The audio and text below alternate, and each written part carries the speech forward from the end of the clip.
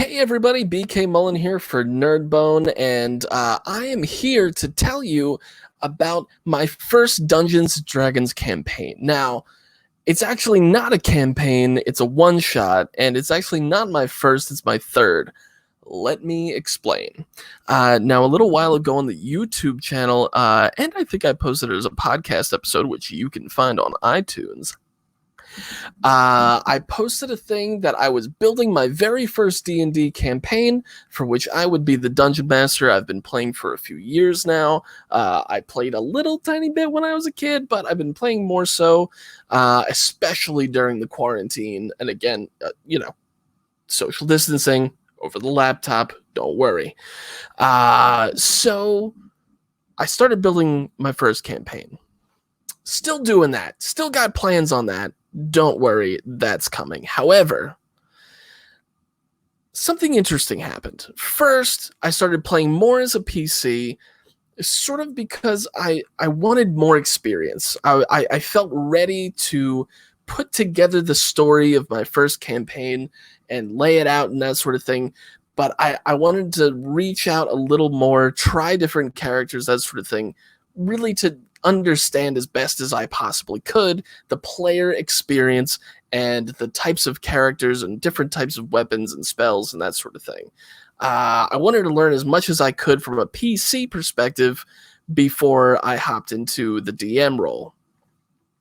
Fast forward, after a couple of games like that, my family expressed interest, and by that I mean my wife and my daughter, who is 6 years old. So, based off of a character sheet, a very, very simplified character sheet that somebody in a D&D dads group shared on Facebook, thank you.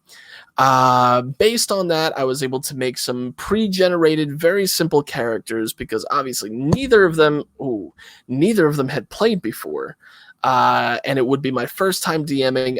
I wanted to make it as simple as humanly possible. So I set that whole thing up. It was very simple. It took 2 hours, and it was a lot of fun. I had so much fun. They had a lot of fun. It turned out great. So I started building a second one just for them. The first one, the campaign for let's call it more seasoned players, again on the back burner. I was like, this is great. Starting off very, very simple with 2 players who are new to the game. I'm new to DMing, so let's build up, right? So we started doing that, and then I started being able to have time to participate in more Dungeons and Dragons stuff. Now, part of that was just setting aside the time. Part of it was other people's schedules changing. So I was able to jump in on a couple of games with my good buddy Chris, who you can follow at Kyo Ninja for Hire on Twitter and Instagram and all that jazz. Kyo spelled Kyo, Ninja for Hire. He roped me into some games in a good way. Roped in, that always sounds bad. He brought me into some games. That was a lot of fun. And then a few weeks ago, I finally got the chance to drop into a game with my brother Ash. Now, my brother Ash has been a dungeon master for quite a while now. He is 9 years my senior, so he has been playing Dungeons and Dragons since the early 90s? I don't know. Mid-90s, maybe? Anyway. A lot bigger D&D head than I am, and he lives out in the West, we'll call it that, western part of the United States, and has been hosting games for his housemates, the neighborhood. He's got a lot of coworkers and that sort of thing that come in for games. Got all them really interested in it, and he's been DMing on the regular. So he invited me to a couple of one-shot games. I was totally psyched, did a couple of those games, and he did it in a style that I was not familiar with, I guess. I mean, I had never seen a D&D one-shot done in this way, and it really piqued my interest, so I decided to create my own. I started to put it together with no time frame in mind, and then we were messaging back and forth, and he had said that the DM chair for 2 weekends from now, when we were texting, was open. If you wanted to run a campaign, go ahead and run a campaign. Whoever's, the first that wants to DM gets it. So I'm like, I can do it. Awesome. Nailed down the spot. Got together some information. I put together the thing real quick, and it ended up being a Blade Runner style, that is thematically Blade Runner, cyberpunk versus one shot. Now, a versus one shot, if you've never heard of it, because I haven't, who knows? Maybe Ash made it up. I don't know. It's where you have usually a small group of players. I say usually because that's the way it's been the past couple of times I've done it. Small group split into two, and it's one group of PCs versus another group of PCs. It's a lot of fun. And the game that I came up with, I'm super nervous. It was the first time I was DMing for people other than my wife and my daughter. It was the first time I was DMing a versus one shot, and for some reason, I decided to make it a little extra complicated on the details by making it a Blade Runner cyberpunky thing. However, moving into it, I did not make it that complicated because I adhered to 5e rules.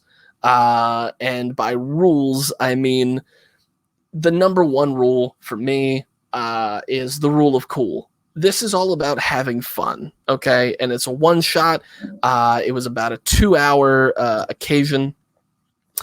It's already been played, so here's what I did. It took place on a moon base. I found a map from a Star Wars RPG of like a base that had like a couple of fighter planes in it and that sort of thing. And it was a Rebels versus Empire sort of situation, more like Rebels versus Company, the Wallace Company from Blade Runner 2049. 2049? 39? 49. 49. Anyway, so the rebels are inside the base protecting a package that has a timer on the outside. The PCs on the outside that are trying to get in and get that package don't know it has a timer on it. So it became a game of cat and mouse. I ended up with 3 PCs. One was played by my buddy Chris, again, Kyo Ninja for Hire. He played a wizard of some sort, if I remember correctly. Yeah, pretty much a wizard. Most of his weapons were, cantrip spells, that sort of thing. But he also had, if I remember correctly, a crossbow. He also could do firebolts, that sort of thing. And let's see. So he was, he actually ended up being the only one. Since there was only 3, I put him on the bad guy side, and then I had 2 good guys. I actually quick whipped up an NPC, and he's been doing this long enough. He took over the NPC and played it for the rest of the game. That I just did a simple level 5 human fighter of no particular standing. But he was able to use that. That turned out really well. I also gave him a gift based on a roll of a shoulder-mounted mini cannon with 5 shots. So 5 charges on that mini cannon. I also had our friend Alicia, who was playing as a golem. And ended up holding on to the case and hiding in a closet for most of the one shot.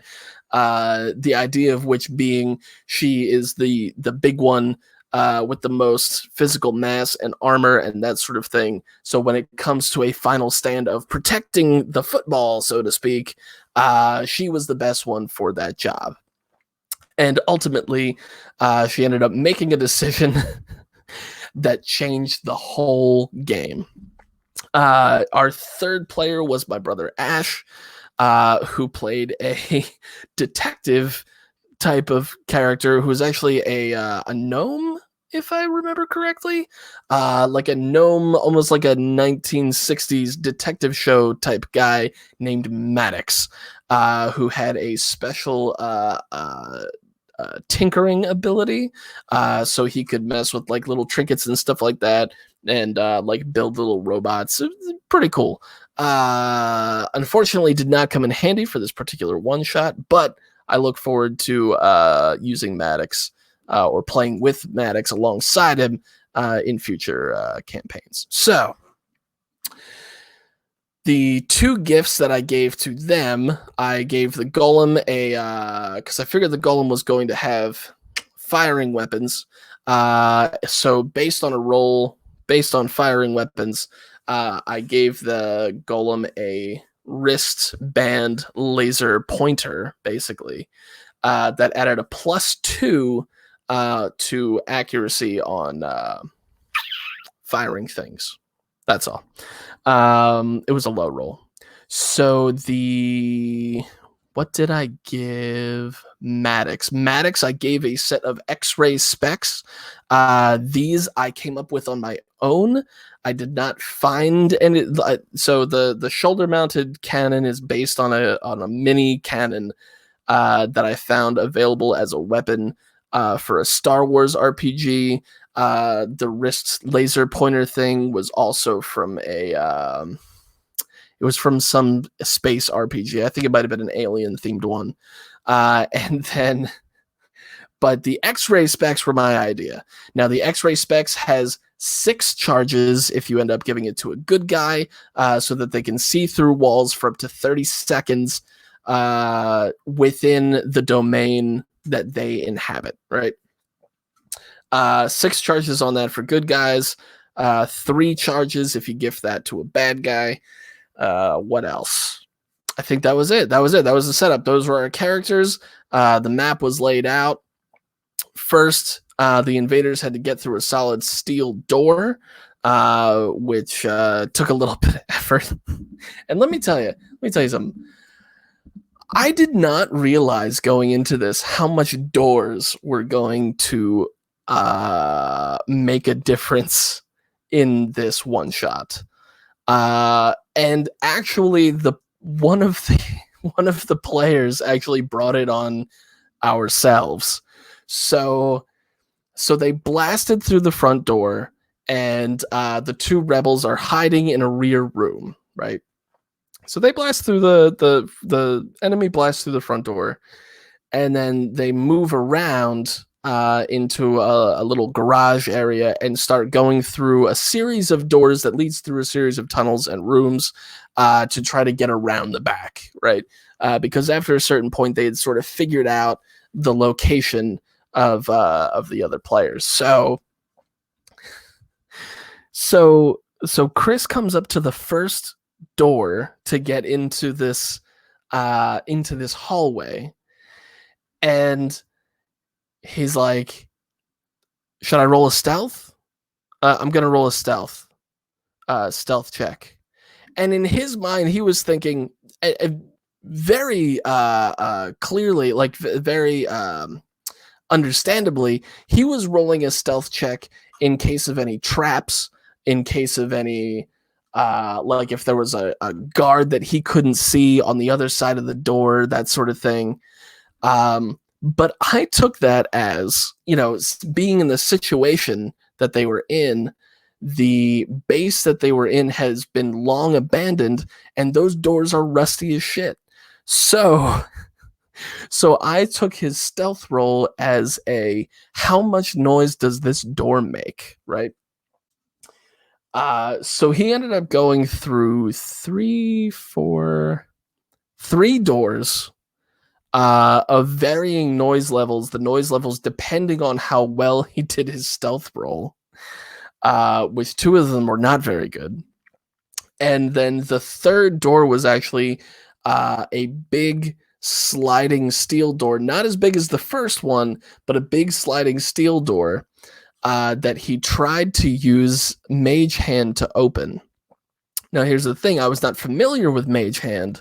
I mean, I had obviously seen it used before, but I've never used it before. I couldn't remember what it was all about. So I asked him, and he said that he mentioned that Mage Hand can only lift up to a certain amount of weight. And in my mind, the door was locked. So he used the Mage Hand, and based on his rolls, what I could tell him was that, well, this Mage Hand is rattling the shit out of this door. It's shimmying a little bit. You can't tell if it's locked or not, though. It could be locked, but it could also be too heavy for your Mage Hand to handle. So then he puts the NPC on the door as well, and she gets a low roll. And so again, I'm like, look, it could be locked. And I'm nearly winking at him to do an investigation roll to see if it's locked, and he has not. I just followed the natural path of his questions and the things that he wanted to engage with and that sort of thing. And he didn't bother to check if it was locked. He was just getting super pissed that the Mage Hand that he cast could not open the door. And maybe he didn't want to do an investigation check because with Mage Hand, I'm pretty sure he had to do concentration to keep it going, and he didn't want to break the Mage Hand because then he wouldn't be able to recast it. That might have played a part. But anyhoozle, so ultimately he ends up using the shoulder cannon. He had already used 2 charges on the front door, which was much bigger.